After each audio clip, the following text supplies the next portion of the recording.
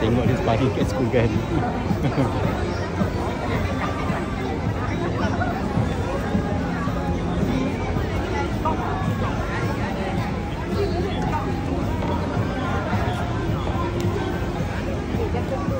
Hud Ashal bin Muhammad Azizur Rahman sudah masuk ke dalam sekarang.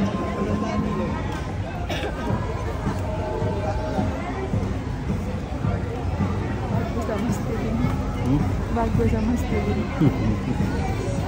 Continue je hantar lagi.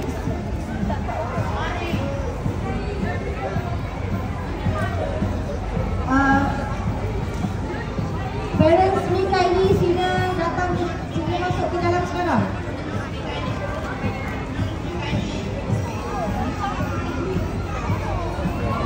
Hud Mika ini, parents Hud Mika ini sila masuk ke dalam sekarang. Berjumpa dengan master.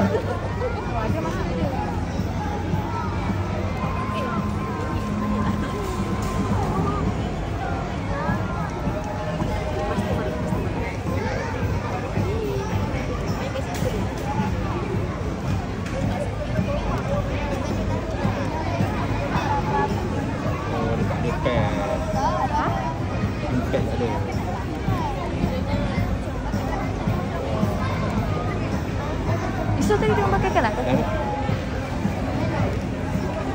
Protect dia punya tulang dia. Yalah.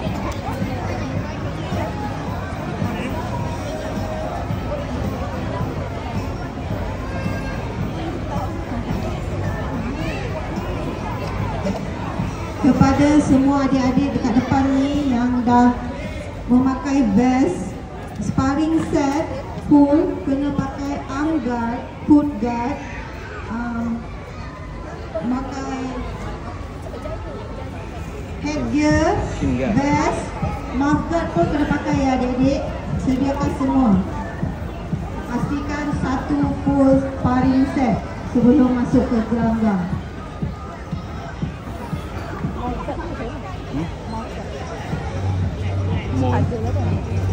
Ada. Tak boleh buka pula esok. Mouth guard. Mouth guard apa pilihan? Dia tak boleh share kan?